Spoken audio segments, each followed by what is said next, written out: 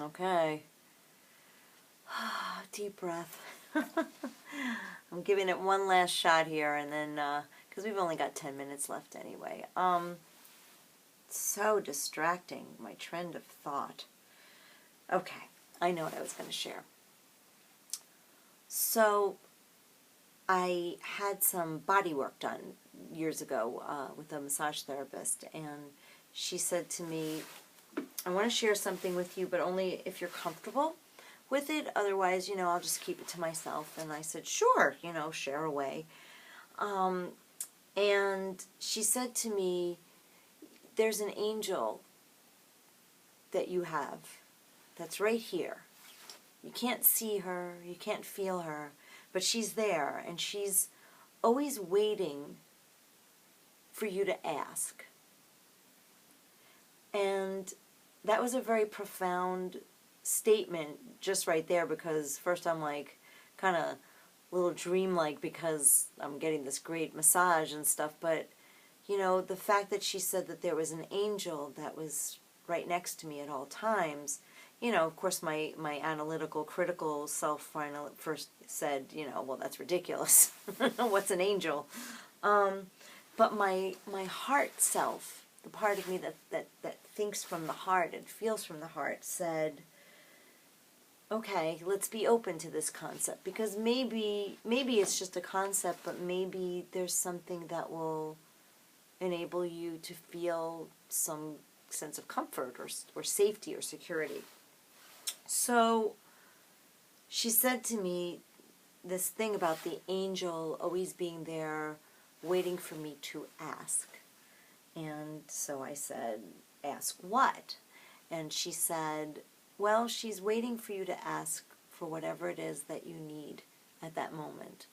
And it really struck me very intensely that this concept of having somebody who's there to sort of answer your prayers in a little kind of weird esoteric way.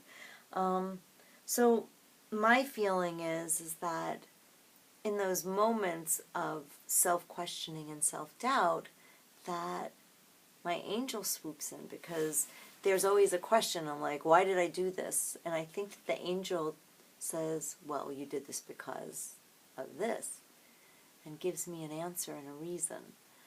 And maybe it's kind of, I don't know, all new agey or something like that, but maybe what I can share is that for you, if you're ever struggling, maybe it's not an angel, maybe there's some other sort of energy or essence that works for you, but I'll tell you, it helps me when I'm in a moment of challenge or crisis, and I ask, and there is this answer that comes forth very strongly to me.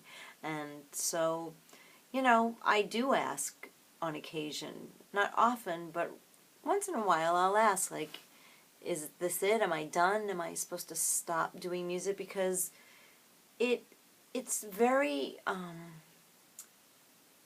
as much as it is a labor of love, it is also very time and energy intensive.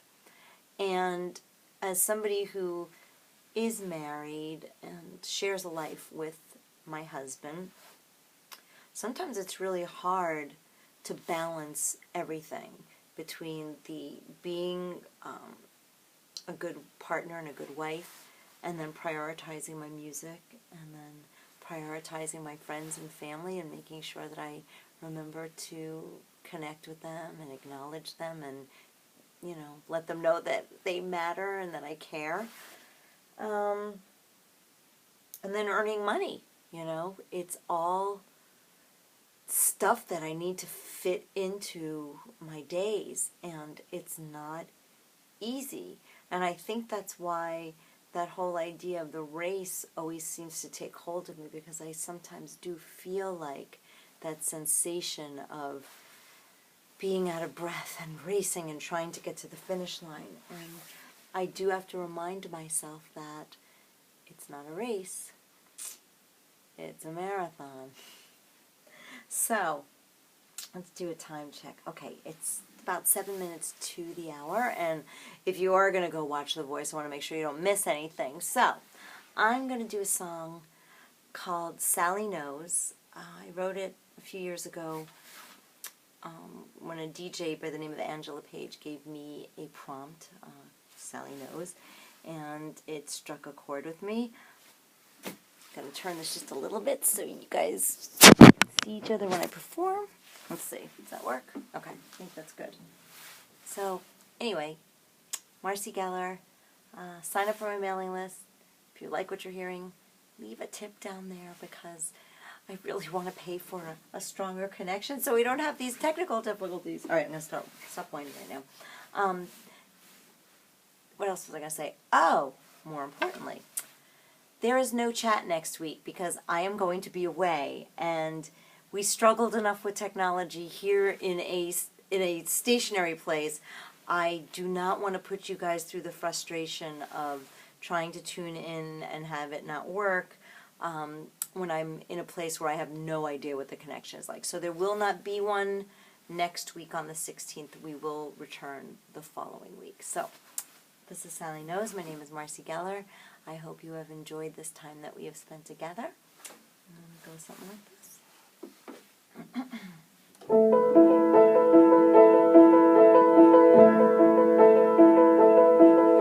the outside, looking over the rim of her glasses, through wiser eyes, she has been here so many rounds before, but suddenly the view is getting clearer. Sally knows. Sally knows.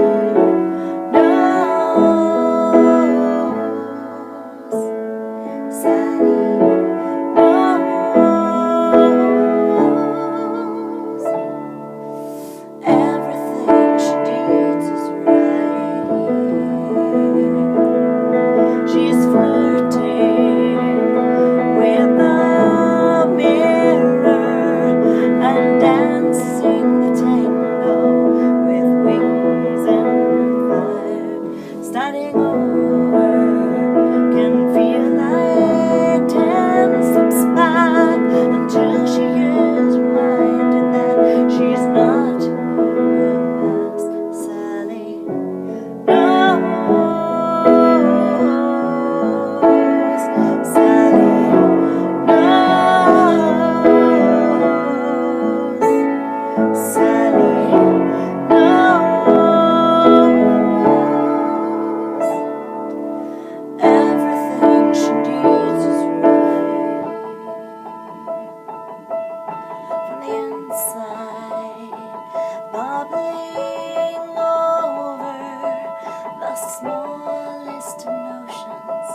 She'll be okay. Sally knows. Sally knows.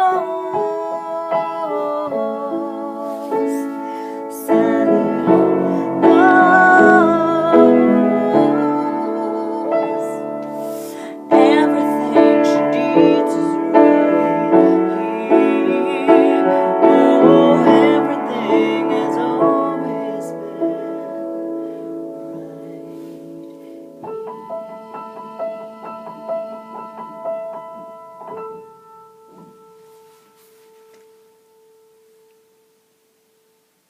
We've got 3 minutes.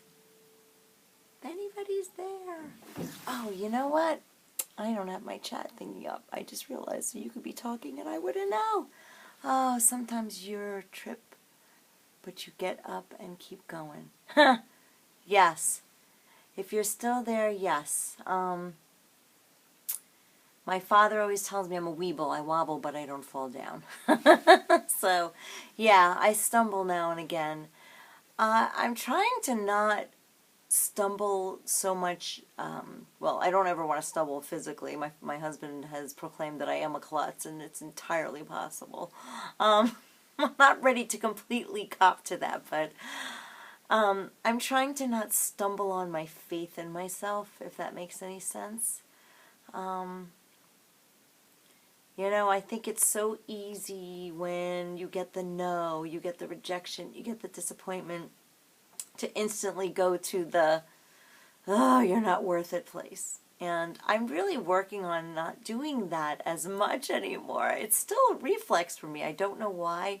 I blame my 10th grade theater teacher, Mrs. Fletcher, because I so desperately, wanted to act and be in the plays, and she took me aside and said, listen, you should really consider, something else because you're just not pretty enough to be an actress. And you know what's funny is that I can laugh about it now because, like, if a teacher said that now, I think they would be like, I don't know, do they arrest teachers? No, but they'd probably lose their tenure or something. But can you imagine a teacher that said, well, you can't do that because you're not pretty enough?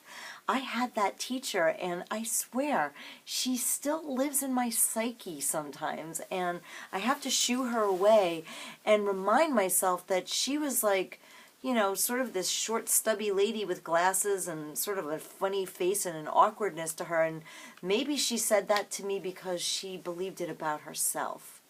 I think I just landed on something here, guys, and it's perfect timing because it's